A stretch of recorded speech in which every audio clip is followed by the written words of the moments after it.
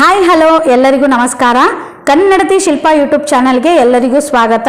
So ಒಂದು ವರ್ಷವಾದರೂ ಕೂಡ ಇನ್ನು ಟಿಇಟಿ ಅಧಿಸೂಚನೆ ಆಗ್ತಾನೆ ಇಲ್ಲ ಎನ್ನುವಂತಹ ಬಹುದಿನದ ಬೇಡಿಕೆಯನ್ನ ನಾವು ಕೂಡ CSA ಮುಂದೆ ಇಡ್ತಾ ಇದ್ದೀವಿ.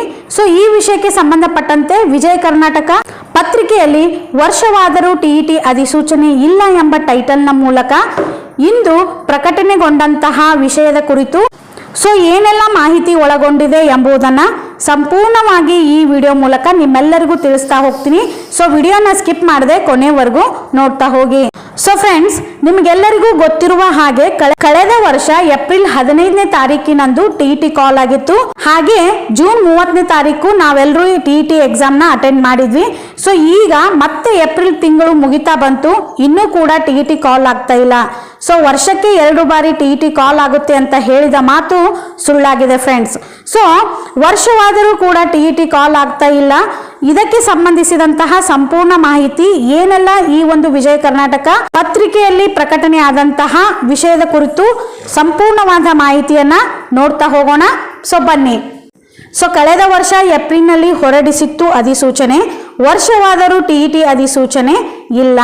ಸೊ ಕರ್ನಾಟಕ ಶಿಕ್ಷಕರ ಅರ್ಹತಾ ಪರೀಕ್ಷೆ ಅರ್ಜಿ ಆಹ್ವಾನಿಸಿ 1 ವರ್ಷ ಕಳೆದರೂ ಅರ್ಜಿ ಆಹ್ವಾನಿಸದಿರುವುದರಿಂದ ಶಿಕ್ಷಕ ಹುದ್ದೆಗೆ ಅರ್ಜಿ ಸಲ್ಲಿಸಲು ಅರ್ಹತೆ ಪಡೆಯಬೇಕಾಗಿರುವ ಅಭ್ಯರ್ಥಿಗಳು ಟಿಇಟಿ ಅಧಿಸೂಚನೆಯ ನಿರೀಕ್ಷೆ ಮಾಡುತ್ತಿದ್ದಾರೆ.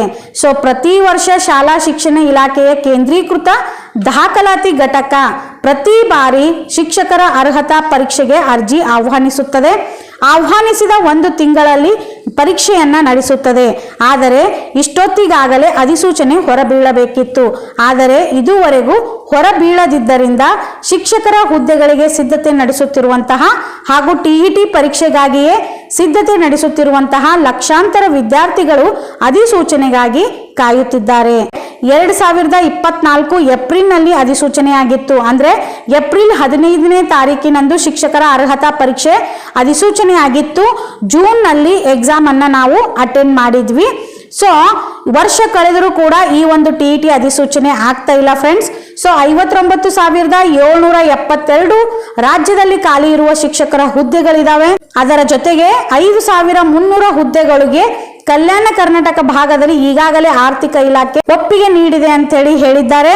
ಅದರ ಜೊತೆಗೆ 5,000 ಹುದ್ದೆಗಳನ್ನ ಭರ್ತಿಗೆ ರಾಜ್ಯ ಸರ್ಕಾರ ಚಿಂತನೆ ನಡೆಸ್ತಾ ಇದೆ ಅಂತನೂ ಕೂಡ ಮಾನ್ಯ ಶಿಕ್ಷಣ ಸಚಿವರಾದಂತಹ ಮಧು ಬಂಗಾರಪ್ಪ ಸರ್ ಅವರು ತಿಳಿಸಿದ್ರು. ಸೊ 25,000 ಶಿಕ್ಷಕರ ಹುದ್ದೆಗೆ ಮುಂದಿನ ವರ್ಷ ಭರ್ತಿಗೆ ಚಿಂತನೆ ಅಂತ ಹೇಳಿ ಹೆಡ್ಲೈನ್ ಅನ್ನ ಮೆನ್ಷನ್ ಮಾಡಿದ್ದಾರೆ. ಸೊ ಟಿಇಟಿನೇ ಕಾಲ್ ಮಾಡ್ತಾ ಇಲ್ಲ ಫ್ರೆಂಡ್ಸ್, ಇವರು ಇನ್ನೇನು ಶಿಕ್ಷಕರನ್ನ ತುಂಬಿಕೊಳ್ತಾರೆ ಅನ್ನೋದೇ ನಮ್ಮೆಲ್ಲರ ಪ್ರಶ್ನೆಯಾಗಿದೆ. ಸೊ ವರ್ಷದಲ್ಲಿ 2 ಬಾರಿ ಟಿಇಟಿ ನಡೆಸ್ತೀವಿ ಅಂತ ಹೇಳಿದಂತಹ ಸರ್ಕಾರ ಕೇವಲ ವರ್ಷದಲ್ಲಿ 1 ಬಾರಿ ಕೂಡ ಟಿಇಟಿ ನಡೆಸ್ತಾ ಇಲ್ಲ. ಇದಕ್ಕೆ ಸಂಬಂಧಪಟ್ಟಂತೆ CSE ಕಚೇರಿಗೆ ಕಾಲ್ ಮಾಡಿ ಕೇಳಿದ್ರೆ ಸೊ ಇನ್ನೂ ನಡೀತಾ ಇದೆ ಪ್ರೊಸೀಜರ್ ಅಂತ ಹೇಳಿ ಹೇಳ್ತಾ ಇದ್ದಾರೆ. ಸೊ ನನಗನ್ಸಿದ ಮಟ್ಟಿಗೆ ಈಗ ಏಪ್ರಿಲ್ನಲ್ಲಿ ಅಂತೂ ಕಾಲ್ ಫಾರ್ಮ್ ಆಗೋದಿಲ್ಲ. ನನಗನ್ಸಿರೋ ಮಟ್ಟಿಗೆ ಜೂನ್ನಲ್ಲಿ ಈ ಒಂದು ಟಿಇಟಿ ಕಾಲ್ ಆಗ್ತಿರ್ಬಹುದು ಅನಿಸ್ತಾ ಇದೆ.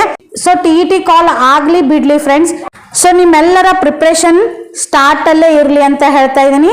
ಸೊ ಖಂಡಿತವಾಗಿಯೂ ನಿರಂತರವಾಗಿ ನೀವು ಪ್ರಯತ್ನ ಪಡ್ತಾ ಇದ್ರೆ ಸೊ ಟಿಇಟಿ ಕಾಲ್ ಆದ್ರೂ ಕೂಡ ಖಂಡಿತ ನಿಮಗೆ ಒಳ್ಳೆ ಮಾರ್ಕ್ಸ್ ಪಡ್ಕೊಳ್ಳೋದಕ್ಕೆ ಸಾಧ್ಯವಿದೆ. ಸೊ ನಿಮ್ಮ ನಿರಂತರ ಪ್ರಯತ್ನಕ್ಕೆ ಸಕ್ಸಸ್ಸು ಕಟ್ಟಿಟ್ಟ ಬುತ್ತಿ ಅಂತ ಹೇಳ್ತಾ ಸೊ ಎಲ್ಲರೂ ಎದೆಗುಂದದೆ ಪ್ರಾಮಾಣಿಕವಾಗಿ ನಿಮ್ಮ ಒಂದು ಎಫರ್ಟ್ ಅನ್ನ ಹಾಕಿ ಸ್ಟಡಿ ಮಾಡ್ತಾ ಹೋಗಿ. ಸೊ ಎಲ್ಲರಿಗೂ ಒಳ್ಳೇದಾಗ್ಲಿ. Take care. Bye bye friends.